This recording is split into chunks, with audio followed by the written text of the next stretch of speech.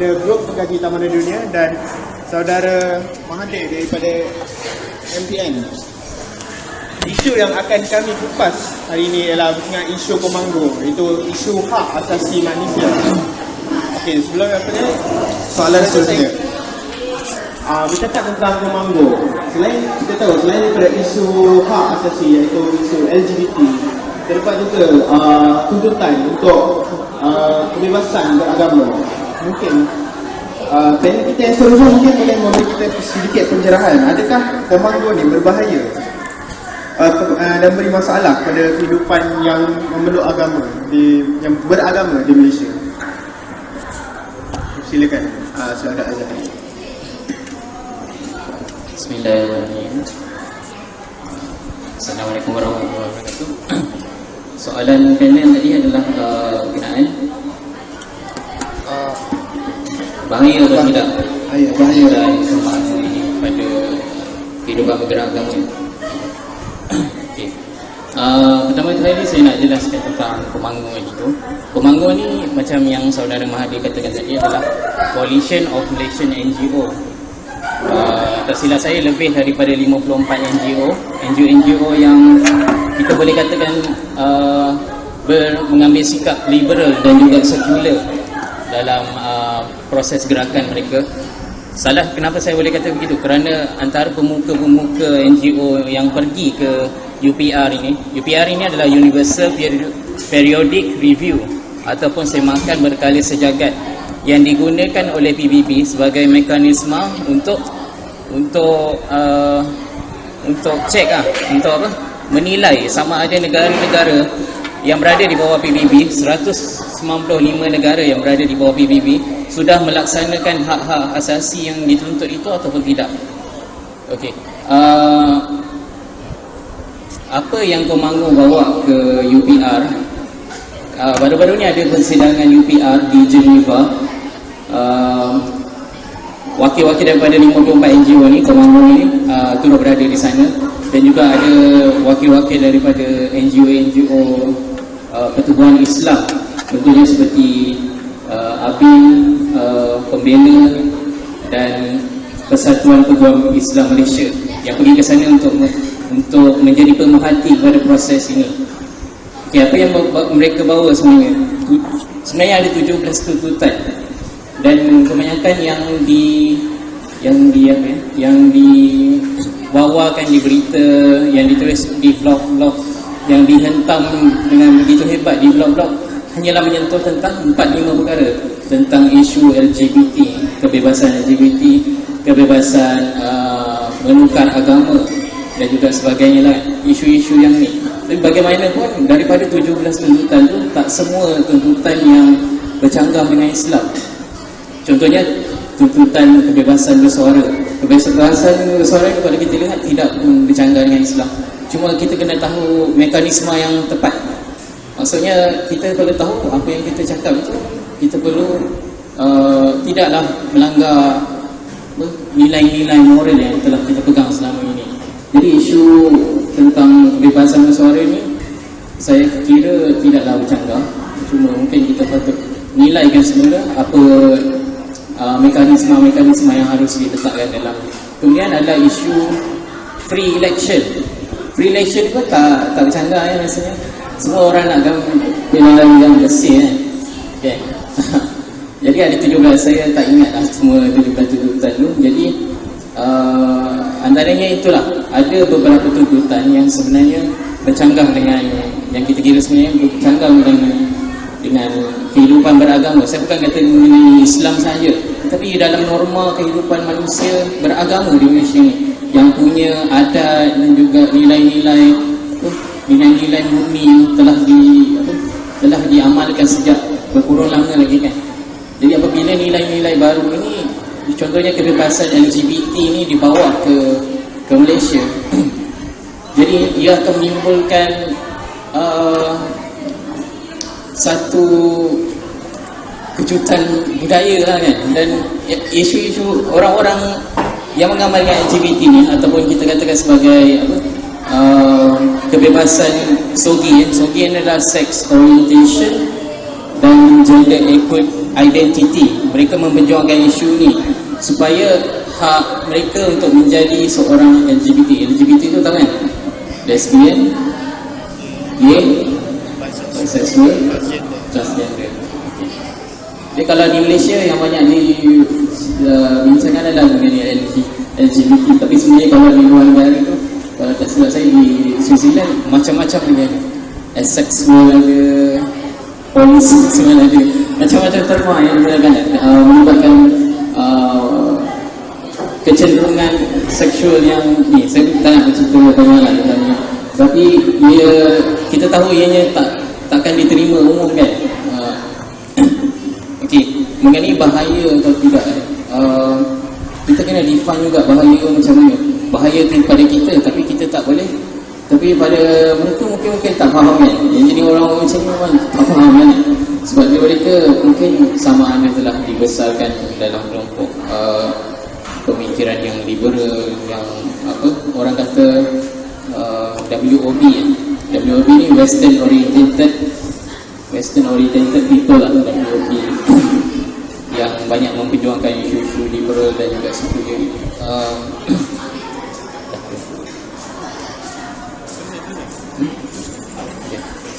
Mengenai bahayanya, seperti yang saya katakan tadi, ia boleh menjadikan satu kejutan kepada kehidupan beragama di Malaysia ni yang telah lama sekian lama menerapkan isu-isu unsur-unsur keagamaan. Saya tak bicara tentang Islam sebab ada saudara-saudara dari Islam. Kerana itu lagi satu lah, baru-baru ni saya melihat satu video di mana di Perancis. Oleh kerana sebab memperjuangkan satu isu, memperjuangkan kebebasan bersuara ataupun kebebasan melakukan sesuatu secara terbuka, tanpa boleh ditegur oleh sesiapa pun, kerana terlalu memperjuangkan isu-isu hak asasi manusia ni. Dia dalam satu bas ni ada dua pasangan melakukan hubungan seks secara terbuka. Ada seorang makcik ni marah tapi dia tak boleh buat apa, sebab undang-undang di Perancis membenarkan perlakuan itu diadakan. Ia tidak bercanggah. Jadi macam mana kalau kita alami keadaan macam tu di Malaysia kan? Kalau kita tengok dalam bas kan, orang berpeluk gitu pun kita rasa sudah macam kita rasa macam sesudah sesuatu yang bahaya kan, ataupun yang sudah sesuatu yang kita rasakan sebagai melampau sangat kan. Bagaimana kalau satu hari di Malaysia ni perkara sama yang berlaku di Perancis itu berlaku di Malaysia ni? Okey, saya rasa itu sajalah. Jangan lupa. Terima kasih. Okay, terima kasih kepada saudara Azhari untuk kupasan dia tadi. Sedikit tambahan. Isu sorry tadi. Ya. Okay, isu untuk menyuarakan hak ni telah lama diperdebatkan. Ada setengah yang mengatakan bahawa golongan-golongan atasan atau golongan elit ni tidak memberikan kita peluang untuk bersuara. Contohnya kita sebagai mahasiswa, ada juga kita ditindas untuk kita daripada bersuara, untuk menegakkan hak mahasiswa sendiri. Jadi sebagai mahasiswa ni dan sebagai yang hadirat yang datang hari ini, kita sebagai mahasiswa kita mempunyai hak. Jadi tidaklah kita terbatas hak itu kerana ada golongan superior atau golongan yang atasan yang menindas kita. Kerana itu adalah salah satu hak kita sebagai mahasiswa. Okey, kita akan teruskan dengan soalan yang ketiga. Okey, saya nak tanyalah, apakah hak asasi manusia ni semuanya bercanggah dengan Islam? Memandangkan NGO yang bersifat liberal dan sekular ni banyak menyuarakan hak-hak isu manusia. Adakah ia semua hak asasi manusia ni bercanggah?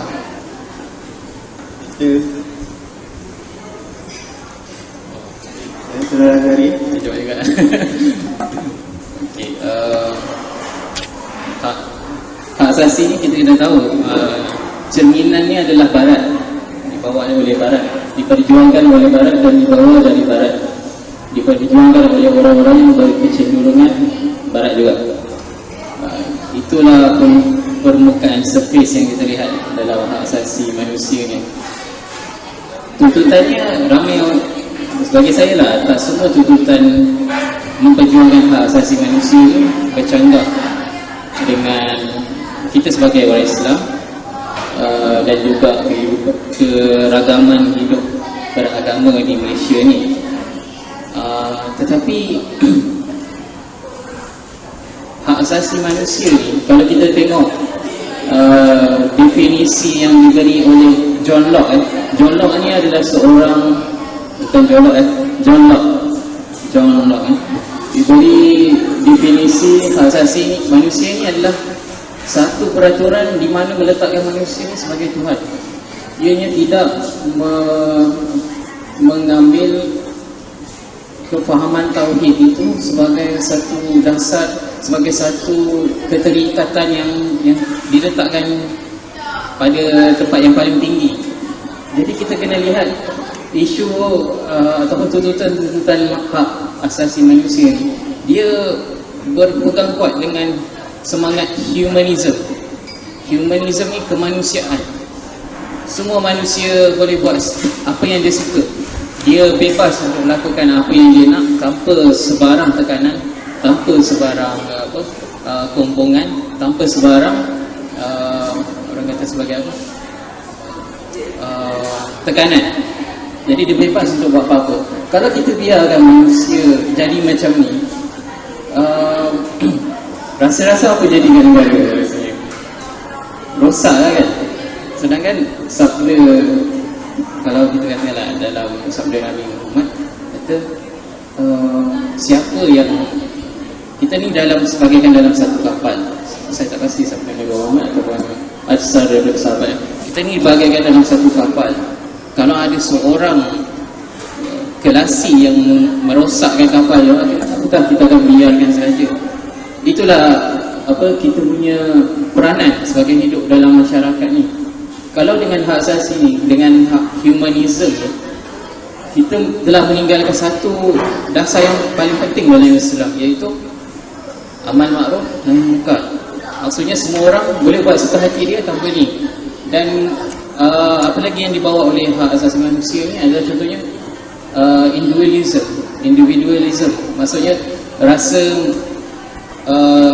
ataupun hak untuk bersendiri-sendiri, tidak dikuasai oleh mana-mana pihak, dan mereka ni boleh hidup dengan cara mereka sendiri tanpa sebarang dikacau dan sebagainya. Sudah habis.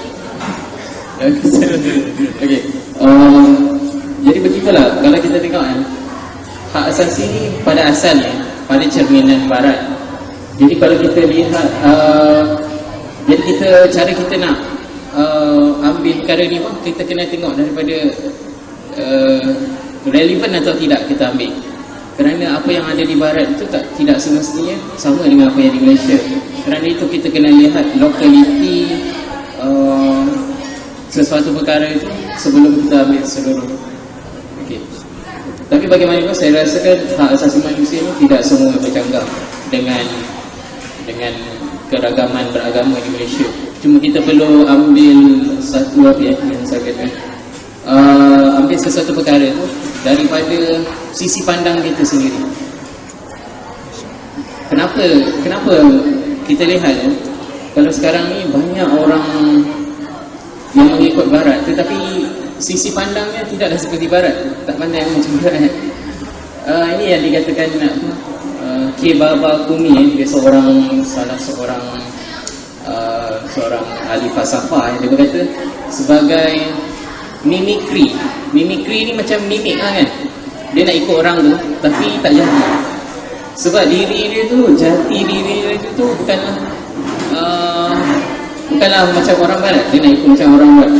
Jadi hasilnya dia akan jadikan sebagai satu ambivalence. Ambivalence ni ketidakstabilan kan. Nak jadi Melayu pun tak jadi, nak jadi macam Barat pun tak jadi. Okey. Okey, rasanya dah jawab. Okey. Alex Saman. Tak ada. Panjang lebar dan gunakan ayat yang bombastik. Saya pun mengambil masa untuk memahami dan menghadam apa benda yang kita ingin sampaikan. Okey, tapi saya tertarik dengan hujah saudara Azhari tadi yang menceritakan bahawa ada kelasi yang merosakkan kapal. Okey, saya ingin bertanyalah kepada saudara dan saudara sebagai pemimpin dan sebagai dai, kita ni semua pendakwah, apakah yang peranan kita untuk mendepani tentang hak ataupun tentang isu-isu semasa ni? Maksud saya, perlukah kita apakah cara kita untuk mendepani dengan isu-isu semasa ni dalam konteks mahasiswa? Faham tak soalan? Faham Terima kasih kepada saudara sahabat saya daripada Bukit. Soalan dia rumit, tapi insyaAllah saya boleh Komonggo. Si Komonggo ni pendakwah kena tahu, faham dan tahu menilai. Sebagai mahasiswa pun begitu, tahu menilai mana yang baik, mana yang benar. Juga saya selalu ceritakan pada MPN, mungkin ada MPN, ahli MPN, saya selalu nasihatkan MPN, kita berpegang pada agama, pegang pada agama yang diajarkan oleh Baginda sallallahu alaihi wasallam. Bila kita pegang pada ajaran yang dibawa oleh Baginda sallallahu alaihi wasallam, dengan mudah Allah akan memberikan kita furqan di mana membezakan kebaikan dan keburukan. Sebagai pendakwah, sebagai mahasiswa dan mahasiswi, khususnya pendakwah, mesti berpegang apa yang dibawa oleh Baginda sallallahu alaihi wasallam, yaitu Al-Quran dan Sunnah, sampai akhir zaman. Dan akhir zaman, peperangan ini, peperangan yang berlaku sekarang, Colombo, saya panggil dia satu peperangan. Peperangan di antara yang hak dan yang batil. Tidak akan mungkin berlaku peperangan yang batil dan juga batil. Peperangan yang hak dengan yang hak tidak akan pernah berlaku. Tapi peperangan itu adalah yang hak dan yang batil. Dari awal lagi, dari adanya Nabi Adam hingga sallallahu alaihi wasallam dan hingga kita biasa lihat kan, bom, pistol, senjata, tangan semua. Itu semua wasilah. Tapi yang hakikat sebenar peperangan itu adalah peperangan yang hak dan yang batil. Dan isu Colombo ini, Komanggo bukan Colombo. Komanggo, isu Komanggo ni, saya juga namanya. Isu Komanggo ni, dia peperangan yang hak dan yang batil dan tidak akan berakhir. Bila berakhir sampai hari akhirat. Di hari akhirat itu tidak ada lagi yang menyebut nama Allah. Yang hak ditarik oleh Allah. Al-Quran ditarik, orang yang beriman tiada yang menyebut nama Allah. Sampai satu ketika tu hari akhirat kita akan